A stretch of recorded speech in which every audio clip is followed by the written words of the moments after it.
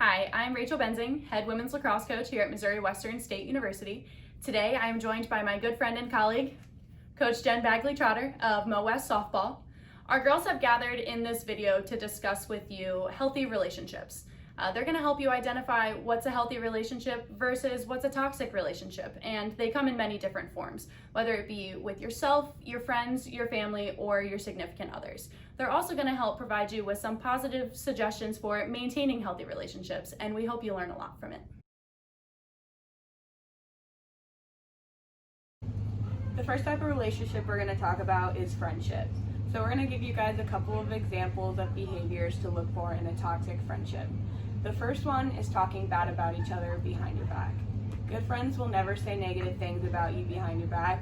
So if you hear of a friend that is constantly talking poorly about you to other people, that's a major red flag. Another example would be excluding people out of your friend group. If you notice someone is purposely being left out, invite them to do something. If a friend is constantly saying things to put you down, that is a perfect example of a toxic friend.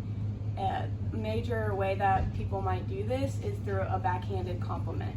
For example, if I were to walk up to Kaylin and say, "Oh, Kaylin, your shirt's really cute, but it looks a little tight. Have you been eating a lot lately?" That would be a way of acting like I'm complimenting Kaylin, but saying something really negative to her feelings. I think one thing that happens in friendships that is toxic is that your friends might put you down to make themselves feel better. For example, if they're nice around you, but as soon as you get around other people, they put you down to feel cool, or that people laugh and think they're funny, but they don't realize that hurts your feelings. And I think it's really important to recognize that that's not okay, and to also remember not to be that friend too, because you understand exactly how it feels. Friendship is an extremely important relationship to have. It's extremely important to have somebody that you can go home to at the end of the day, whether you are crying or you're laughing or you're the happiest you've ever been, but you need somebody that you can count on all the time and have them there for you no matter what you're going through, and know that you are loved by them. Friendship is just extremely important in happiness and feeling like you belong where you are. The second relationship we're going to talk about is relationships with your family. Whether it's good or bad, these can be beneficial to remember. F, friends can be family too. When it seems like your actual family's not there, find a friend to lean on. A, always remember it's okay to not be okay. Your family can be your biggest support system. M, many people don't have perfect families. Just find someone to talk to. I, in hard times, you'll always want your family there, no matter whether they're blood or friends. L, listen to what your family members have to say. When a conflict arises, you can always find a compromise. Y, you are important. Today I'm going to be talking about how to have a healthy relationship with your family. You see, the healthiest relationship I have is with my sisters. To maintain this, we keep an open line of communication where we talk to each other about everything. We love each other, so we tell each other everything, we trust each other, and we do so much together. But to be honest, to have a healthy relationship within your family, you don't need to have things in common. All you need to do is love that person, and for them to love you, and you just want the best for each other. There are many key elements in maintaining a good, healthy family relationship, and I want to talk about a few of them that are important to me. Love. Love is the bond that holds us together. In my family, we always tell each other that we love one another, whether or not we're leaving the house or hanging up the phone, and this starts with my parents. They never hang up the phone or leave the house without saying I love you. Even when there's conflict or disagreement, never forget to tell your loved ones how much you love them. Respect. Respect is another element that helps build a strong, healthy bond. Although difficult at times with 5 siblings, we work hard on respecting one another. Respect goes a long way with every aspect in our lives. Respecting each other's space, property, feelings are just a few areas that you should focus on. And lastly, support. Support is an imperative element. My family is very diverse and comes from difficult situations. We learned how to support one another each and every day. Lifting each other up to achieve success is essential. I wouldn't be where I am today if not for my parents and my siblings. I hope this helps you see the importance of having good, healthy family relationships. Griff up.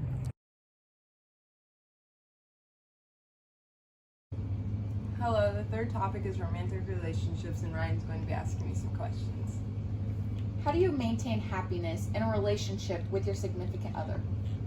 I think it's important just to know what you want and to be able to identify things that are going wrong and to always be happy within yourself first.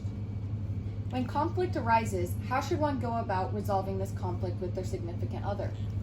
I think it's important to give each other space and to come back level-headed and to keep it between you two and just have a conversation. What are some unhealthy behaviors in a relationship? Controlling, obsessiveness, talking down to each other, not trusting each other. For me, I think the most important thing in a relationship is to have an open and honest line of communication. Being able to express my thoughts, my feelings to my partner is very important, and I think for them, they need to be able to do the same for me. Respect is also very big in a relationship, and I think that in order to have a healthy and successful relationship, you need to have respect for your partner, and your partner needs to have respect for you. And I think the combination between respect and an open line of communication can help build the foundation of a healthy relationship. I think being transparent is really important because that way everything is put out on the table. Somebody knows what it is and what it isn't. I think another strong element of that is trust. To me, trust is everything. If you can't trust that person, then it's not a healthy relationship, because you're going to be constantly stressing about little stuff, or you're going to hear something and then it can just go downhill fairly quickly off of a couple words said by another individual. My third element is respect. I feel like respect is definitely one of top 3, because without respect, there really is no relationship. And without respect, that doesn't do anything but form a unhealthy relationship, because respect is core value. It's something that has to be established first before you can get to trusting somebody and letting them in and having that relationship with them. My fourth element of a healthy relationship would be being supportive of one another. I feel like if anything, whoever that relationship is made with, whether it's a friend or a companion, support is everything. I feel like we all have goals. We all have things we want to achieve. We all have something that we really and truly desire and that we want. And without that true support coming from somebody that you have a relationship with in any element, it can be hurtful and misleading, and some people give up on their dreams, or it just inspires them. Support goes a long way. I would definitely say my fifth element would be making sure that you're holding that person accountable. I feel like for somebody to just sit there and tell you what you want to hear all the time, or not be real with you, or not even bring you into reality if you're spaced out of reality, that doesn't set you up for anything but failure, because at the end of the day, the only true people that care for you are going to be honest with you, and they're not going to tell you what you want to hear all the time. My sixth element would be to have positivity. Positivity is key. You want to surround yourself with people who want to truly see you succeed and be successful. I feel like my number 7 would be really mental health. It's really key in not only wanting that healthy relationship for yourself, but also to give to them.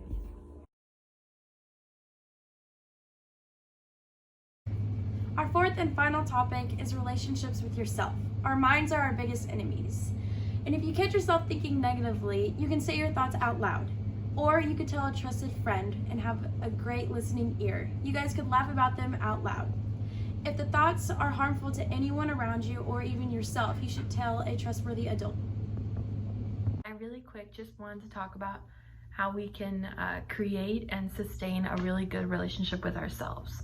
So my definition of having a really good relationship with yourself is just knowing that you value yourself and respect yourself as a human being, and that you can both embrace and recognize your strengths and your weaknesses. And ways that you can support this relationship is considering yourself and taking that time to ensure that you're happy with yourself and doing things that make you happy. And another way is taking care of yourself, ensuring that you have enough sleep and that you've done all the things that make sure that your body is happy and healthy. Another way is paying attention to how you're feeling in situations, knowing when you're sad, knowing when you're angry, and knowing what to do to deal with those emotions properly so that you're taking care of yourself. I will be talking about having a healthy relationship with yourself. Having a healthy relationship with yourself is the most important relationship. It's the foundation for other relationships. Ways to have a healthy relationship are to be positive and to take time for yourself. Some things that I do to take time for myself is that on Fridays I'll go to Starbucks and get my favorite type of drink, and then after I finish my homework, I'll sit down and relax with my roommates, and we'll watch our favorite TV shows or movies. Surrounding yourself with people is probably the most important thing. Having good people in your life who support you helps a lot, and this could include family, friends, and coaches. But most importantly, at the end of the day, you need to be kind to yourself and take care of your body physically and mentally. To me, what it means to have a positive relationship with yourself is being able to give yourself grace. There are going to be times where we fall, we do fail, and we are going to make mistakes, which is okay. That's a part of life. But it's how you react to those mistakes which is going to define you. So give yourself grace in those situations. Remember, you are human.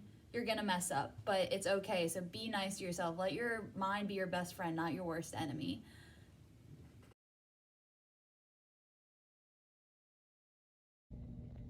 We hope you enjoyed this video and were able to learn something from our girls. As both leaders of young women and women ourselves, Coach Trotter and I would like to leave you with one piece of advice when it comes to healthy relationships, and that's that everyone deserves to both give and receive respect. When resolving conflict, it's always better to be direct. Don't be scared to have a face-to-face conversation. We don't always have to hide behind our phones, and it's okay to ask for help when necessary. Thanks for listening to our take on healthy relationships, and as always, go Griffs!